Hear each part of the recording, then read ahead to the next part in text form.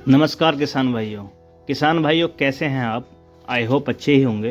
तो किसान भाइयों, उड़द की बुआई करते वक्त कौन कौन सी दवाइयां हम डालें और बुआई करते वक्त किन किन बातों का ध्यान रखें, तो ये आज हम आपको इस वीडियो के अंतर्गत बताएंगे, जानकारी देंगे। तो जानकारी देने से पहले आप हमारे चैनल को सब्सक्राइब कर लें और बेल आइकन को प्रेस कर लें। तो किसान भाइयों, जब आप उड़द की बुआई करें तो उड़द की बुआई करने से पहले आप उड़द के बीज को किसी फंगीसाइड दवाई से ट्रीट कर लें, क्योंकि बीज बोने के बाद उसमें किसी प्रकार की फंगस ना लगे। उसके बाद जब आप अपने खेत को तैयार कर दें तो बुआई से पहले अपने खेत में 1 किलो प्रति बीघा के हिसाब से कार्बोफिरान, जिसे हम फिराडोन कहते हैं, और 10 किलो प्रति बीघा पोटास और 10 किलो प्रति बीघा के हिसाब से डीएपी, जो इफ़को कंपनी की हो। यानी कि 1 एकड़ में 50 किलो डीएपी, 50 किलो पोटास और 5 किलो फिराडोन। तो अब बात करेंगे कि उड़द की बुआई करते वक्त फिराडोन क्यों लगाएं, वो क्यों ज़रूरी है। तो फिराडोन इसलिए ज़रूरी है, जब आप अपने बीज को बो देंगे तो उसमें जो आपके खेत में दीमक या सुंडी या और अन्य कीट होते हैं, तो उनको कार्बोफिरान यानी कि फिराडोन मार देगी और वो आपकी उड़द के बीज को नहीं खाएंगे, जिसके द्वारा आपके बीज का जमाव अच्छा होगा और पौधा हष्ट-पुष्ट होकर अच्छा चलेगा और उसकी ग्रोथिंग भी अच्छी होगी।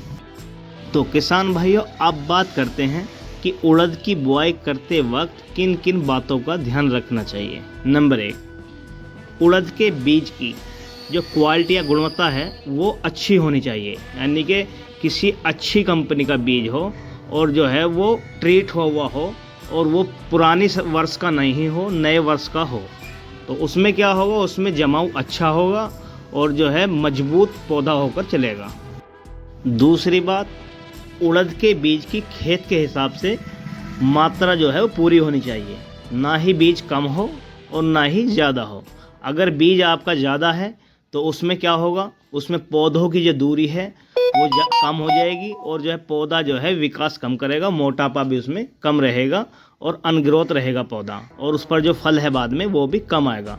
और अगर छीदा है तो उस पर भी किसान को पूरा उत्पादन नहीं मिलेगा। तो इसलिए उड़द के बीज की पूरी मात्रा हो, जितना खेत हो उस हिसाब से पूरी मात्रा में बीज खेत में डलना चाहिए। नंबर 3, जो आपका खेत है जिसमें हम उड़द की बुआई कर रहे हैं, उसमें जुताई बहुत अच्छे तरीके से हुई हुई हो, ना ज़्यादा डीप हो और ना ज़्यादा अपर हो, यानी कि नॉर्मल तरीके से भुरपुरी खेत की जुताई हुई हुई हो। तो डीपिंग में भी दिक्कत है और अपर में भी दिक्कत है। तो खेत की जो जुताई हुई हुई हो भुरभुरी हो और नॉर्मल हो। नंबर 4, खेत ना ज़्यादा गीला हो और ना ज़्यादा सूखा हुआ हो। नंबर 5, खेत की जुताई टिलर द्वारा की जाए। नंबर 6, उड़द की बुआई के बाद आप खरपतवार नाशक पेंडामेथलिन का स्प्रे भी कर सकते हैं, जो मटर की बुआई के दौरान की जाती है उस दवाई का। उससे क्या होगा, जो आपके चौड़े खरपतवार उगने वाले होते हैं वो नहीं उगते हैं और उड़द के बीज की अच्छी उपज होती है। तो किसान भाइयों, आपको हमारी जानकारी कैसी लगी ये आप कमेंट सेक्शन में ज़रूर बताएं और हमारे चैनल को सब्सक्राइब कर लें और बेल आइकन को प्रेस ज़रूर कर लें। तो किसान भाइयों, आपसे मिलते हैं अगली वीडियो में।